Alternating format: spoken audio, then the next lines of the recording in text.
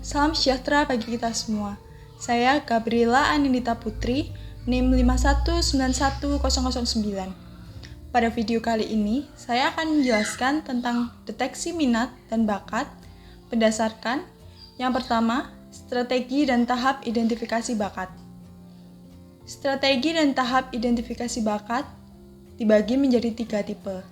Untuk tipe yang pertama, dilakukan pada saat umur 3-10 tahun dengan melakukan tes kesehatan perkembangan fisik untuk mengetahui apakah fisik anak tersebut sesuai dengan tahapan usianya.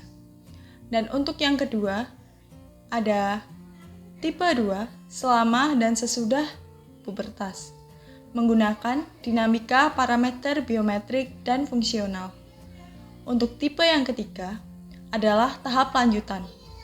Yang perlu diperiksa adalah kesehatan adaptasi psikologi untuk melakukan latihan dan bagaimana cara dia pada saat bersaing dan mengetahui apakah potensi anak tersebut.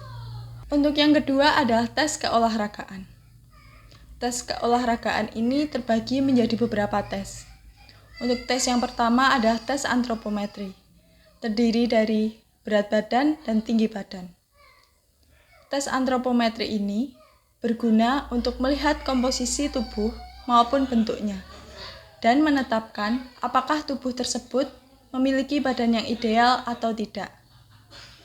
Untuk tes yang kedua adalah tes kardiovaskular. Tes ini dilakukan untuk mengetahui kemampuan seseorang dalam mempergunakan sistem jantung, paru-paru, dan peredaran darahnya secara efektif dan efisien. Tes kardiovaskular dapat dilakukan dengan cara lari 1.500 meter, aerobik, Harvard Step Up Test, dan masih banyak lagi. Untuk tes yang ketiga ada tes kebugaran jasmani. Untuk mengetahui tingkat penggunaan oksigen dalam tubuh. Dapat dilakukan dengan cara lari cepat, angkat beban, sit up, lari 2,4, dan vertical jump. Untuk tes selanjutnya ada tes kemampuan gerak umum. Tes ini meliputi tes kelincahan, kekuatan, keseimbangan, dan kelentukan. Tes kelincahan misalnya adalah shuttle run. Tes kekuatan seperti push up, sit up, dan pull up. Untuk tes keseimbangan, misalnya berjalan di atas papan titian atau papan keseimbangan. Dan yang terakhir ada tes kelenturan, seperti mencium lutut. Untuk tes yang terakhir ada tes motor educability.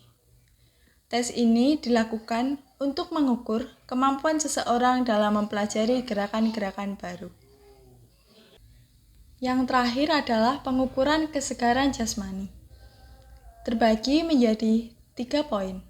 Yang pertama ada anatomical fitness, yang kedua ada physiological fitness, dan yang ketiga ada psychological fitness.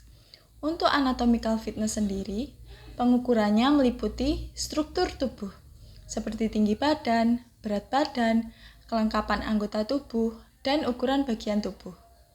Untuk yang kedua, physiological fitness, pengukuran berupa kemampuan tubuh untuk memiliki emosi yang stabil, daya persepsi, motivasi, serta pendidikan. Dan yang terakhir ada psychological fitness.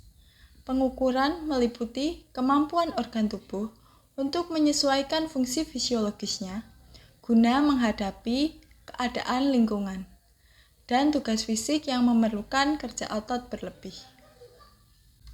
Sekian video penjelasan saya tentang deteksi minat dan bakat. Mohon maaf apabila masih banyak kurangnya dan masih banyak kesalahannya. Terima kasih.